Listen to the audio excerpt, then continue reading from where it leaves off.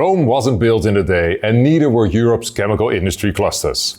Much like a Jenga tower, these clusters are highly interconnected and at times surprisingly fragile. Remove just one company and the entire structure can become unstable. Today we delve into one of the most pressing questions facing Europe's industrial future: the cost of carbon and how it affects competitiveness, climate policy and strategic autonomy. While some may watch from their ivory towers, others are actively supporting industry on the ground, like Erik de Deckere from Cefic and Christoph Katz from EPPA. Thank you both for being here. Let's start by looking on how these clusters operate in practice. Erik, as the former sustainability manager at the Port of Antwerp, could you first explain how companies within clusters are connected and then what happens to the cluster if just one company shuts down? Well, thanks. Indeed, a Port of Antwerp is a typical chemical cluster, like Port of Rotterdam, like Camelot. And it's really showing how industrial symbiosis works. It's the strength of the chemical sector, which is built up during the years, and where you will see indeed that they are interconnected, they are interdependent from each other, and they use same infrastructure, but they also use the residual streams, the rest products, the byproducts, the waste from each other, and in that way it is a very resource efficient complex of companies. So if you take out one of those companies, you will see indeed that the whole structure will become less strong. And you will see that indeed the efficiency of using the resources is reducing, but also that the environmental impact and the economic impact will be that the performance is going down. So for that reason, it's really important to keep this cluster, to really make it strong, to keep it strong in a way that you have those interconnectivity between the companies. To keep the foundation stable. Christoph, can you share a real-world example where the closure of one single company affected an entire cluster? Of course, and you can see let's look at the simple temporary example. When you had hurricanes in Texas affecting some of the major companies there in, for example, the Freeport cluster that you have there. And the hurricane shut down something upstream. The whole downstream and the whole cluster was just shut down. This is a very, very simple, pragmatic example from a hurricane. But then also when the recent announcements were on the shutdowns that were done in the Port of Rotterdam, for example, that really, if you look at the comments that come from the port there, there's 3 or 4 shutdowns that are happening. Is really, it's almost like you take the heart out of that cluster. It's a very big impact on the cost and also the efficiency, exactly like you say. And then now very recently Dow made the announcement that they're going to move out of several sites and connectivities in Germany in 2027 mostly, if I remember well. So that is going to happen, also have a major impact on these clusters, and it may even lead to shutdowns of the entire clusters, I would say. That is definitely a risk beyond just, like you say, cost and efficiency, but I think it can even sometimes then tumble the whole structure. Okay. Europe is moving from the Green Deal era with a towering ambition towards sustainability into a new political cycle. Reports from Letta and Draghi are calling for a more balanced approach, one that matches ambition with realism and sustainability with competitiveness. What's your perspective on this shift, Erik? Well, first of all, and I think that's the whole thing of sustainability. Sustainability is like a tripod. When you take away one of the angles or when you make one of the pillars longer, then the tripod will turn on its side. And that's like sustainability. Sustainability is people, planet, and prosperity. And we focused during the Green Deal mainly on planet. So we focused mainly on environment, and we had a very ambitious agenda linked to planet. And that's the reason that we indeed didn't focus on the stability of this tripod. So we didn't focus on the people element, and we didn't certainly focus not on the prosperity element. And that's the reason that we indeed now have to make this shift, like it was mentioned in the Deckere report. We really have to focus on competitiveness, on the economic situation of the industry to balance back this tripod of sustainability. And that is also what you indeed see emphasized in the report. So focus, make the industry more competitiveness, and indeed try to really make them more strong. Urgently. So there is action needed on a short term. So it's not long-term planning, but as you just mentioned indeed, so the closures which are happening show that there is really an urgent need for action. And that is also mentioned in the Chemical Industry Action Plan. So, and that's where we are looking forward to what is coming out of it. Eric, you mentioned the word urgency. Christoph, Draghi report is a year ago. Is the urgency really felt? It's an interesting question. I think in statements I see it happening a lot. I think the reality on the ground is not really seeing that. And I mean, I can give you a practical example. In the last 4 weeks, I think, I had two chemical product groups coming to me essentially saying, look, sorry, our group is falling apart. We no longer, either somebody is no longer there or people are dissolving from this chemical group here. And group, I mean like a group of companies. And we cannot afford anything anymore. We cannot even afford our webpage for the future, right? So these kind of things where you have the reality. So this kind of, exactly, Eric, I agree with you. This mixture of ambition with realism. The ambition was there, the realism was not there. And I mean, if you look at that sustainability, you either have, it's either cheaper or more efficient, or you have to be able to afford it.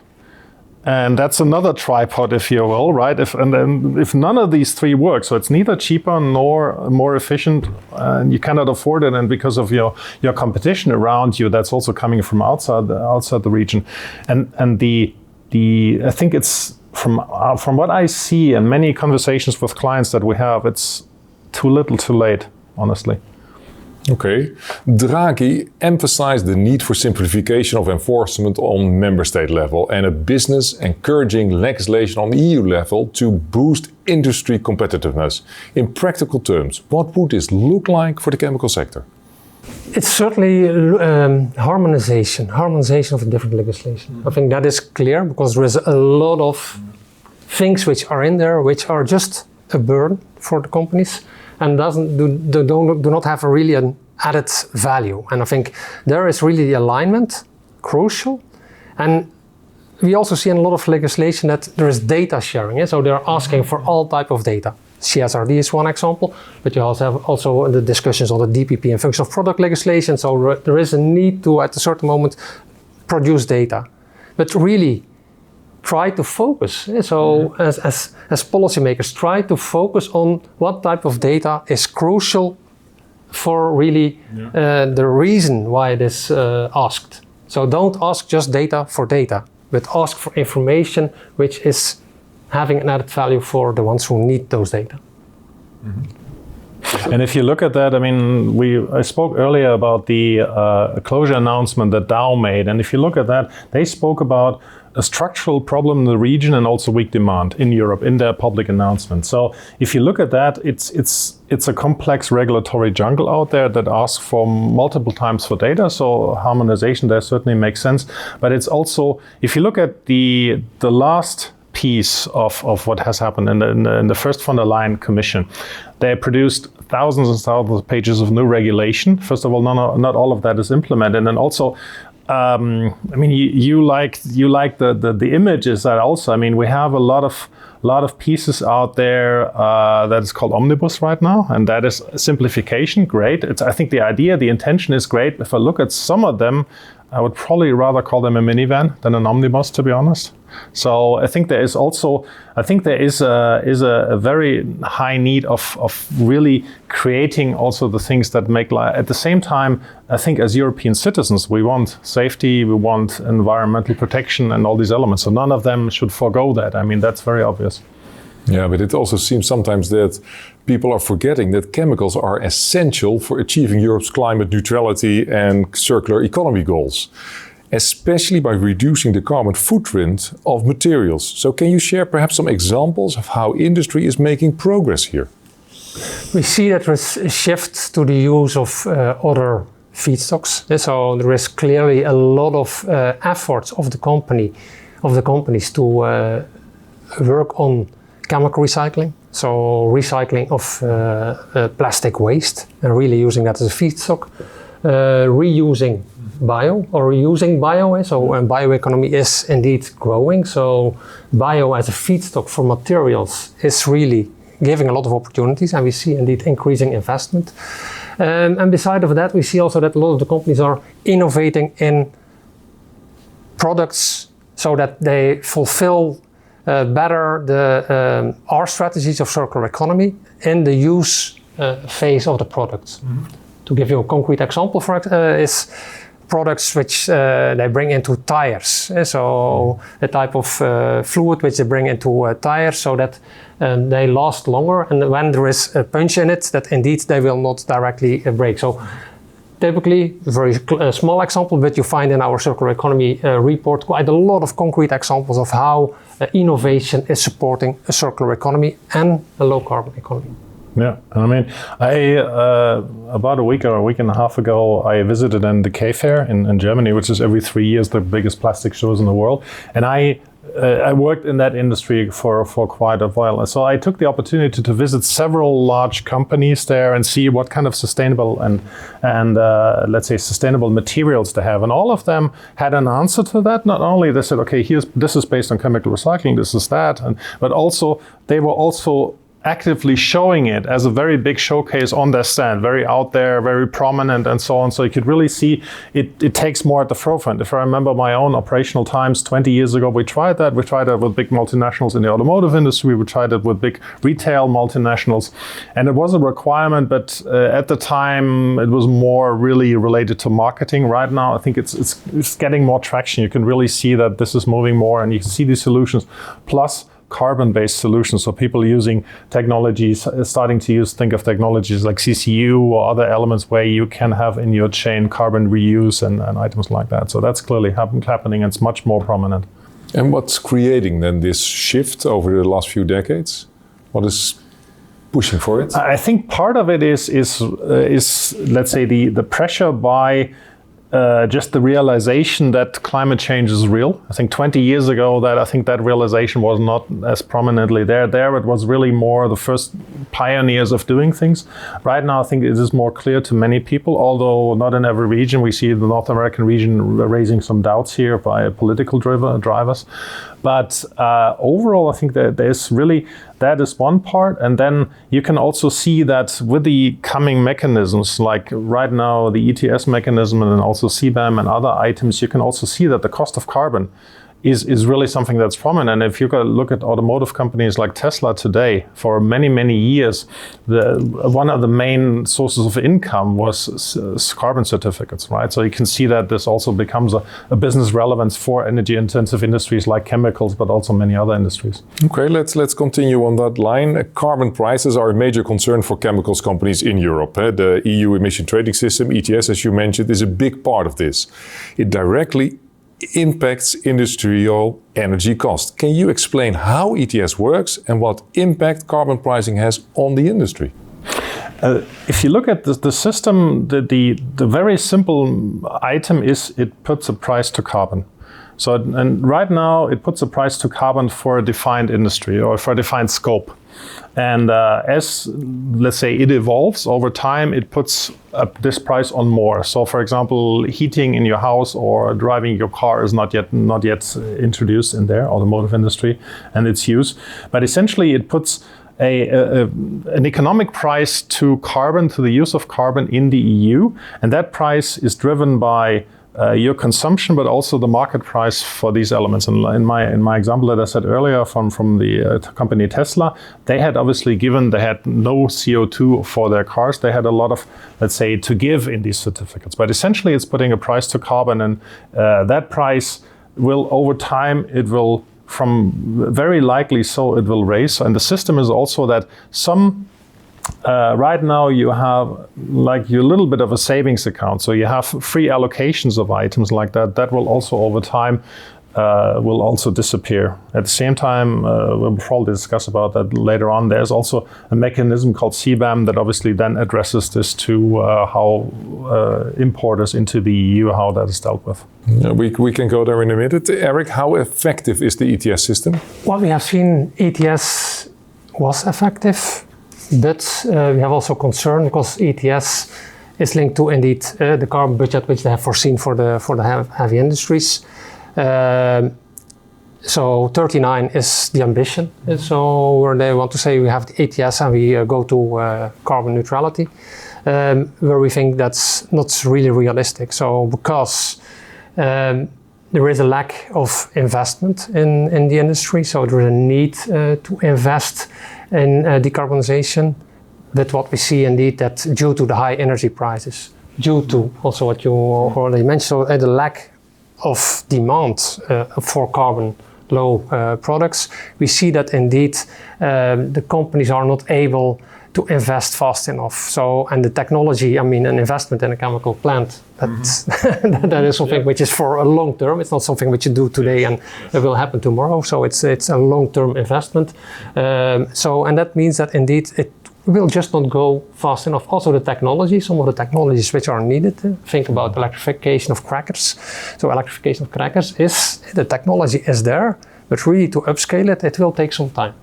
So, and there we see indeed that the 39 is most likely too ambitious, and that we face also a risk that companies, instead of staying in Europe, that they will indeed go outside of Europe with those activities. Yeah, that brings me to the need for a level playing field. You already mentioned, Christoph, the Carbon Border Adjustment Mechanism, CBAM. How does CBAM affect the cost structure of carbon-based imports and exports? And what are the main risks and challenges for EU producers and non-EU exporters? If you look at this, if the mechanism is done right, the idea is to say that whoever sells into Europe, whether that's a company that comes from inside Europe or whether this is somebody that exports from outside Europe and is imported into Europe, that is a level playing field. So in other words, the CBAM is the price for the product that is imported into the EU and for the carbon that's then there. So if that mechanism is done right, it kind of creates a level playing field. That's the principal idea. Obviously, that is dependent then on, first of all, how you can control that. Right, so if you cannot control what is given there, so in the origin of source, you have to make sure that you have transparency on how the carbon comes in there. And the second piece is, if you are now a European company, okay, you have your cost in Europe of your carbon, and then you want to export outside of Europe, right? Then you compete with the people outside of Europe that do not have your cost of carbon, your ETS mechanism, and hence. I think something that the Commission is thinking about, and rightfully so, is like an export compensation mechanism, because otherwise, Europe is also a strong export nation and export region, and if you're not competitive outside of Europe, that doesn't work. And because the whole concept of CBAM overall relies on the attractiveness of the European market, right? So CBAM only works if somebody feels the European market is attractive, but if it's too complex and if the growth is not there, then the attractiveness, and so the hypothesis falls apart. Your Jenga tower suddenly drops. Yeah, that's good. How do we make it attractive, Eric? How do we make it attractive? Well, by indeed implementing measures. I think making energy prices, I think that's one of the big elements. So the energy prices have to go down, and we know that the Commission is working on it, but it needs to go very fast. And then the market pool. And the market pool is something where you have different measures which are possible. So looking at recycled content of products, focusing on indeed, and that's also a discussion which is ongoing, EU made. Is that something which we have to start thinking of? So to indeed protect a little bit the EU activities. So there is a wide variety, and which is... So made in the EU. Yeah, made in the EU. Made in the EU, next to ETS and CBAM, is of course the Ecodesign for Sustainable Product Regulation, ESPR, another pillar of EU's climate and industrial policy. How does ESPR influence the business case for low-carbon circular products? And should the chemical industry form liaisons with end users to stimulate innovation and to identify customer-specific chemicals? I think ESPR is a very important tool. I think it is indeed creating requirements for end products, and I think that is very clear. It should be for end products, not for intermediate products like chemicals. Because if you put indeed requirements on the end products, it will impact the full value chain. And that is linked to what you indeed mentioned. Should you liaison with your value chain? Well, yes. I think it's clear. So let's see what is feasible and talk with the value chain to see what type of eco-design requirements are feasible for those end products, and focus indeed what is needed throughout the value chain. For example, this recycled content, what is feasible to make and to deliver as recycled feedstock for the different value chains. So, but also the other requirements, the carbon footprint, water footprint. So this type of elements. So, okay, how are you going to deal with that? So what is put on the end products and what will be the impact and the possibilities of the different value chains to deliver? I think that is very clear, and it's really important to have this value chain collaboration. So where the chemical part of the value chain is crucial to be included in this collaboration and in this communication. Another element which is very important is that also the same requirements are also put on the import products. And that is, well, the objective, but then of course you have the part of enforcement. And so how do you assure that the imported products are indeed having the same requirements? And that is still, I think, an element where the Commission has to think really strongly on, okay, how are they going to deal with that element? Because otherwise it will not be competitive and it will be a risk. Yeah. You mentioned value chains. They're often not only EU, but they're global value chains. And Christoph, with ongoing global tariff disputes, we see containers full of coal-based chemicals and products arriving in Europe. Some even suggest anti-dumping measures as a response.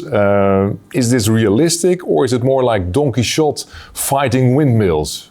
What are legal and strategic factors that come into play when launching an anti-dumping case? If you look at, can you make an anti-dumping case on a coal-based chemical? No. Right, because it's that it is coal-based is not an anti-dumping thing. But can you, if you look at right now, when I speak with clients, they say three things that challenge them. One is energy cost, one is complexity, and the third one is unfair competition. And that is the third element. If you look at that, there's a couple of key conditions for looking at that. So you need to look at the pricing. So is dumping there? Then you need to look at injury. So does this bad pricing have an impact, and is it based on unfair competition? Then you need to take a look at, is the problem that the industry has caused by, let's say, this disconnections, or has maybe the industry created its own problem by strategic mistakes? So you have to make sure that there's a causality.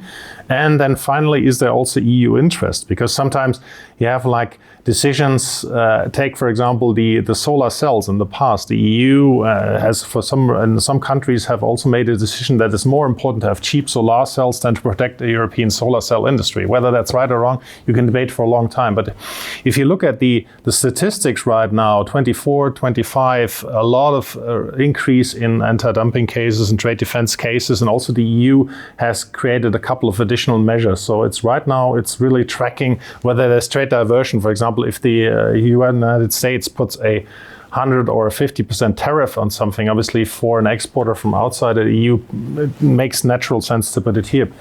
At the same time, one of the big problems with that one is the speed. So if you look at a similar measure in the United States, takes you 6 months, sometimes 9 months, that's it.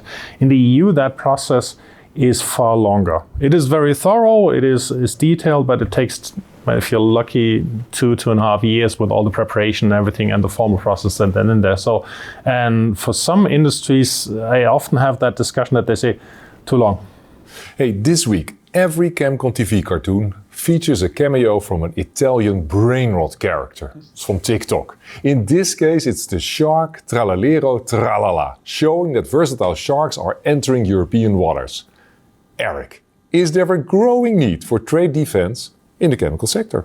Yes, there is. And that's also what we have mentioned to Ursula von der Leyen. So we have indicated that they should at least hire 20 new employees just focusing on trade defense. We really think it is crucial to put it high on the agenda, certainly in the current geopolitical context, if we want to protect indeed our industry, and we want to assure that both import and export can take place within the given World Trade Organization's rules. I think that we need to assure that indeed trade defense is high on the agenda. And is then a little bit faster also part of the discussion, as Christoph mentioned? Yeah, well, The urgency is high. There's no discussion about that. I think that's what we see. So we see the closures on a daily basis, and I mean, urgency is really high. And even to add to that, Eric, I would even say more than 20. I think they would need 30 to 50 people really in the unit there in the commission. And the other part is hiring is great, but I think they also, because hiring will take them a while, I would say they, even short term, they need to reassign some people from other tasks. And that's possible. I mean, you have some experts in the commission and also from some of the member states. So even reassign the people, because what we also hear and believe is that there's definitely a traffic jam of cases, and also not all cases can be taken just because of workforce. So I think that is definitely an urgent need. I fully agree with you, absolutely. And the faster the better. Yeah, so there is a rush, even if it's rush hour at the Commission then. Final question. Is there a business case for sustainability in the European chemical industry? And if so, how does it look like? And if not, what is a viable alternative? As I mentioned in the beginning, so sustainability is a tripod. So it's an economic, social and environmental basis.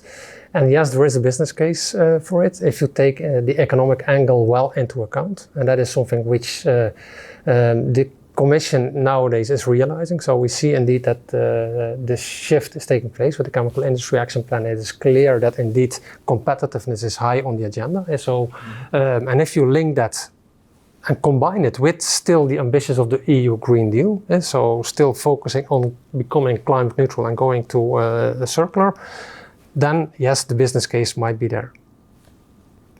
But, that's the but of course, so we have to indeed assure that we stay alive in Europe and that not everything is going outside of Europe, that we are not outcompeted these days. And if we can realize that, then yes, indeed the business case is there. ESPR, it will be a tool.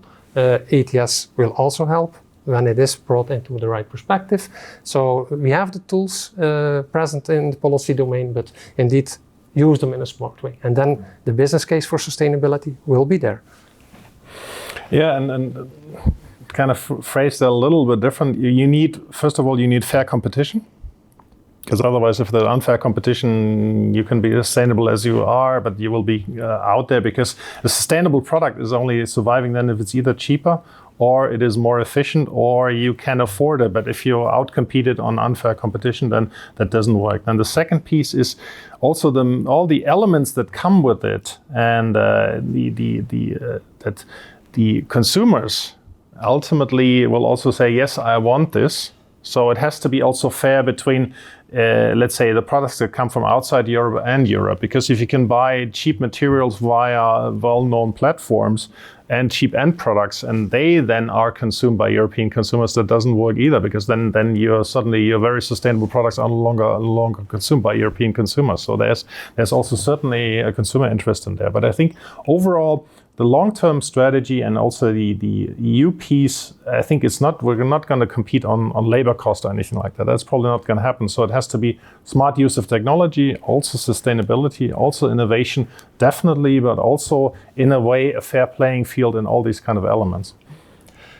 And probably to add, we are strong in that in Europe. If you look at the products or at the revenues, so the externalities which we see in Europe on social and environmental impact, so the externalities on €1 of revenue are between 25 and 35 cents. So we are doing quite well, because if you compare that to China, it's around 80 cents per euro revenue. So that means that we have much lower impact. So we are strong in it. So let's indeed use this strength which we have in Europe to keep indeed a sustainable production alive in Europe. Thank you both for sharing your insights and highlighting the warning signs facing Europe's chemical industry. The canary in the coal mine.